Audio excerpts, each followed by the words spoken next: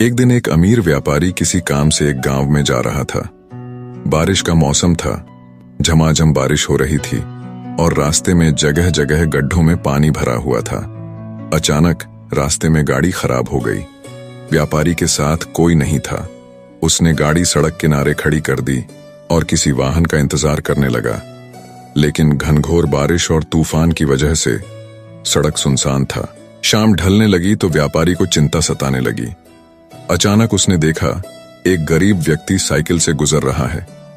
सड़क किनारे अपनी गाड़ी में बैठे बैठे उसने साइकिल सवार को आवाज देकर रोका और पूछा कि कहीं कोई गाड़ी का मैकेनिक मिल सकता है क्या। साइकिल सवार ने बताया कि इतनी बारिश में दूर दूर तक उसे कोई मैकेनिक नहीं मिलेगा। यह सुनकर व्यापारी चिंतित हो उठा। तब साइकिल सवार ने बड़ी विनम्रता से कहा, भाई साहब, अगर आप चाहें तो पास ही बने भगवान के घर में आज रात विश्राम कर सकते हैं। वहां आपको रहने की सारी सुविधाएं मिलेगी। व्यापारी राजी हो गया।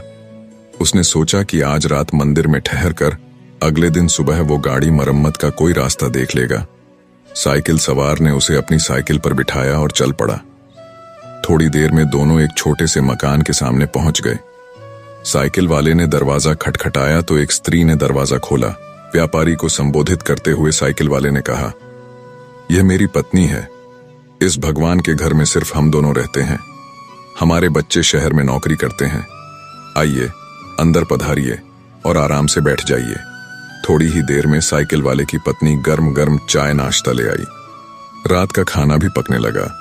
व्यापारी को सब कुछ बहुत अच्छा लग रहा था, लेकिन उसे एक बात समझ में नहीं आ रही थी कि साइकिल वाले ने अपने घर को भगवान का घर क्यों कहा।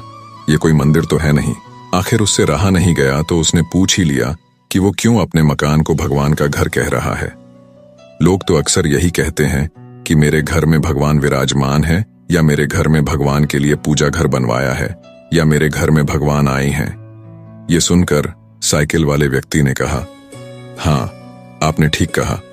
अक्सर लोग यही कहते हैं कि घर हमारा है और भगवान हमारे घर में विराजमान है, लेकिन हम ऐसा नहीं कहते, क्योंकि अगर हम अपना घर कहेंगे तो उसमें हम अपनी इच्छानुसार कुछ भी उल्टा पुल्टा काम कर सकते हैं।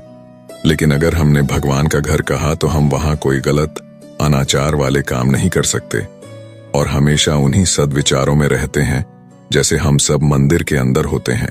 और मजे की बात यह है कि जैसा कि लोग बोलते हैं कि मृत्यु के बाद हमें भगवान के घर जाना है, तो उस हिसाब से देखा जाए तो हम जीते जी ही भगवान के घर रहने का सुख प्राप्त कर रहे हैं। उस गरीब व्यक्ति के इतने सुंदर विचार से व्यापारी बहुत प्रेरित हुआ और उसने भी अपने घर को भगवान का घर कहने का मन बना लिया। निष्कर्ष, हमेशा यह सोचें कि हमारा घर भगवान का घर है, ताकि हम केवल अच्छे विचार और कर्मों के साथ जीवन व्यतीत करें।